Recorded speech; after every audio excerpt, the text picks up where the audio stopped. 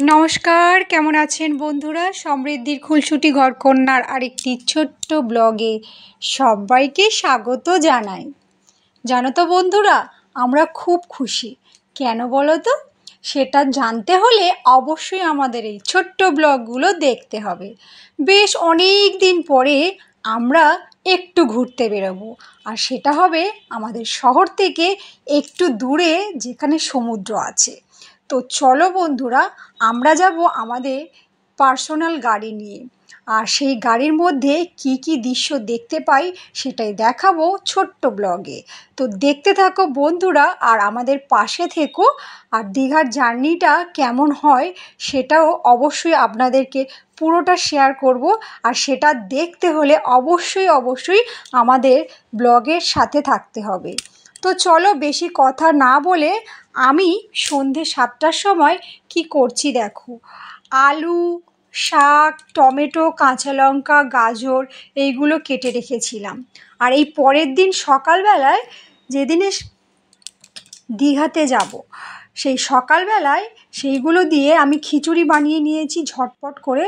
আর এখন বাজে সকাল 7টা, আর সঙ্গীতকে খেতে দিয়েছি। ও ঝটপট করে খেয়ে নিচ্ছে ঘুম চোখে। আর খিচুড়ি বানানোর কারণটা হলো যে মাম্মাম আছে সাথে, ওর জন্য এটা আমি প্যাক করে নিয়ে নেব। কারণ ছোট্ট ছোট্ট বাচ্চা আছে, রাস্তায় খিদে পেয়ে যেতে পারে, সেই জন্য। তো চলো বন্ধুরা, দীঘার জন্য প্রস্তুত হয়ে গেছি। আর আমাদের গাড়ি স্টার্ট করে দিয়েছে, আর আমরা ব্রিজের ওপর দিয়ে একদম চলেছি। তো রাস্তায় যেতে যেতে তোমাদের সাথে গল্প করতে করতে যাব বন্ধুরা। আর চলো, আমাদের দীঘার জার্নিটা কিভাবে কেটেছে সেটাই দেখাবো এই ব্লগে। তো এটা ছিল দীঘা যাওয়ার প্রথম দিন।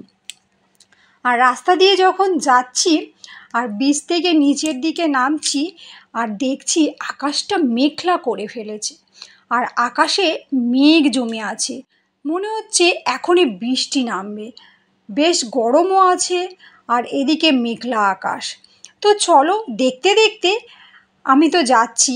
আর ওদিকে দেখো একদম অন্ধকার অন্ধকার হয়ে আসছে আকাশটা। আমি ভাবছি এখনই মনে হয় বৃষ্টি নামবে। আর ওই যে দূরে, সবাই তো চেনো, ওটা হচ্ছে সেতু, বিদ্যাসাগর সেতু চলে এসেছে।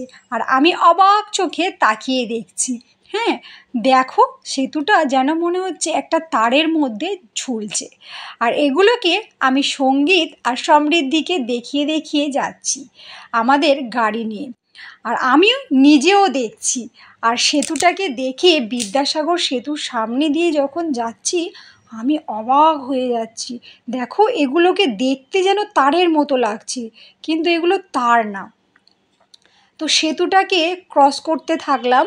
আর যতই ক্রস করছি ততই মেঘটা বেড়েই যাচ্ছে, একদম অন্ধকার ধোঁয়াশা হয়ে যাচ্ছে রাস্তাটা। তো চলো, রাস্তায় যেতে যেতে আমার মুখ চোখের অবস্থা দেখেছো? খুব খিদে পেয়ে গেছে।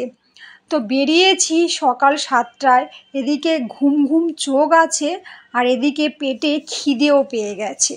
তো কি করব বন্ধুরা, সেজেগুজে তো নিয়েছি।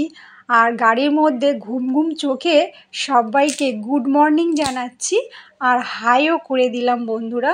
তো চলো দেখো, আমরা এবার একটু খাওয়া দাওয়ার জন্য হোটেল খোঁজাখুঁজি করব। তো এখনও দেখছি রাস্তা শেষই হচ্ছে না, সামনে কোনো ভালো রেস্টুরেন্ট বা হোটেলে যাব। তো গাড়ি চলছে চলছে চলছে, গাড়ি আর স্টপ হচ্ছে না। আর হোটেল ভালো মতো দেখতেও পাচ্ছি না। তো বাচ্চা বড় সবাই মিলে তো ওখানে একটু টাইম কাটাবো, তাই একটু ভালো হোটেল দেখার জন্য চেষ্টা করছি। তো রাস্তা দিয়ে যাচ্ছি, আর সবুজ সব কিছু দেখছি। আর সঙ্গীত খুবই খুশি, কারণ ওর সামার ভ্যাকেশন পড়েছে, সেই কারণে আমরা চলেছি। আর এদিকে দেখো মাম্মাম কোলে ঘুমিয়ে পড়েছে। বললাম যে সকাল সকাল সবাই বেরিয়ে পড়েছি, আর মাম্মাম গাড়ির মধ্যে ঘুমিয়ে পড়েছে। আর আমি ওকে কোলে নিয়ে ঘুম পাড়াচ্ছি আর কোলের মধ্যে রেখেছি। তো চলো, গাড়িটা অবশেষে মনে হয় খাবার জায়গাতে পৌঁছাবে।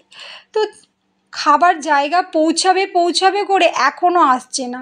আমার তো খিদেতে পেটের মধ্যে কি বলবো বন্ধুরা, একদম মানে ছুঁচোর মতো টনটন করছে পেটে খিদের জ্বালায়। কিন্তু কি করব, মিষ্টি মুখে আমি হাসিটা দিয়ে দিচ্ছি। সেই হাসি দেখে দেখে এরপর চলে আসছি রাস্তার আরও একটা ব্রিজের সামনে। আর ব্রিজটা পড়ে গেছে, আর দেখছো চারিদিকে গাড়ি আর গাড়ি চলছে।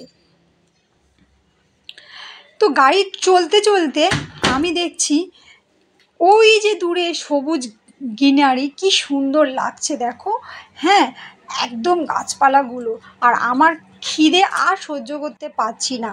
এরপর অবশেষে আমরা নেমে পড়েছি গাড়ি নিয়ে। কোথায় সেটাই দেখো, এই দেখো গাড়িটাকে স্টপ করেছি, আর আমরা চলে যাচ্ছি রেস্টুরেন্টে। আর রাস্তার পাশে বড় একটা ধাবা পড়েছে প্লাস রেস্টুরেন্ট। সেই ধাবাটা কোথায় সেটাও জানাবো। তো চলো, বাইপাসের পাশে আমরা গাড়িটাকে রেখে দিলাম। রেখে দিয়ে চলো আমরা একটু খাওয়া দাওয়া করে নিই বন্ধুরা। এই দেখো চলে এসেছি রেস্টুরেন্টে, আর এটা হচ্ছে শের পাঞ্জাব। এখানে আমরা বসে একটু খাওয়া দাওয়া করে নেব, আর একটু মানে কি বলবো, বাতাস, একটু জল সব কিছুই খেয়ে একটু রেস্ট নিয়ে নেব। তো রাস্তার পাশে এই রেস্টুরেন্টটা বিশাল মানে ভালো একটা রেস্টুরেন্ট, খুবই সুন্দর, পরিষ্কার পরিচ্ছন্ন, বাচ্চা বড় সবাই মিলে এনজয় করতে পারবে। এরপর দেখো বন্ধুরা, মেন কথা, হঠাৎ বিপদ চলে এসেছে।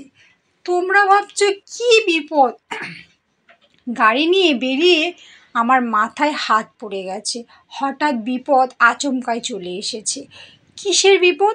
গাড়ি চলতে চলতে গাড়ি হর্নটা একদম মানে কেটে গেছে। আর এটা হচ্ছে গাড়ি চালানোর, আর যে চালাবে তার পক্ষে খুব অসম্ভব হয়ে পড়েছে।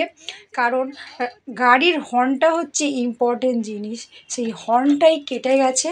আর রাস্তার মাঝে আমরা দাঁড়িয়ে পড়েছি। দীঘা যাওয়ার এখনও অনেকটা বাকি আছে। কি করব ভেবেই পাচ্ছি না।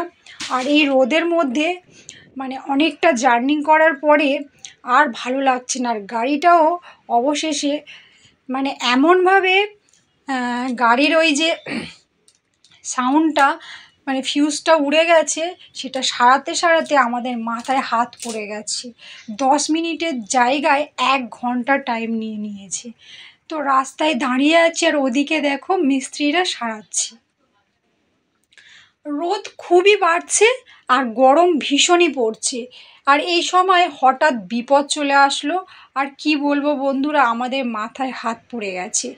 হ্যাঁ, বিপদ মানে কি সেটাই তোমাদেরকে বোঝাচ্ছি বন্ধুরা। যে গাড়িটা যেতে যেতে হঠাৎ মানে গাড়ির মানে যে মিউজিকটা বাজতো, যে সাউন্ডটা হতো, গাড়ির হর্নটা কেটে গেছে। তো কি করব, সাইড দিতে পারছে না। আর গাড়ির হর্ন যদি না সারানো হয়, গাড়ি রাস্তায় মানে অ্যাক্সিডেন্ট হয়ে যেতে পারে। অবশেষে সারালাম, আর ওই যে দূরে দীঘার গেট দেখতে পাচ্ছ বন্ধুরা। তো দীঘাতে অবশেষে পৌঁছে গেলাম। আর কেমন লাগলো আজকের এই ছোট্ট ব্লগটি অবশ্যই কমেন্টে জানাবেন। ভালো লাগলে একটি লাইক, শেয়ার, কমেন্ট, সাবস্ক্রাইব করতে একদমই ভুলবেন না। আর নতুন নতুন ভিডিও পেতে অবশ্যই আমার চ্যানেলটিকে ফলো করবেন। যারা এখনও আমার চ্যানেলটিকে ফলো করেননি তারা ঝটপট করে জয়েন করে ফেলুন, আর আমাদের সাথে থাকুন, আর দেখতে থাকো আমরা কিভাবে দীঘাতে এনজয় করছি। আজকের মতো টাটা, ধন্যবাদ।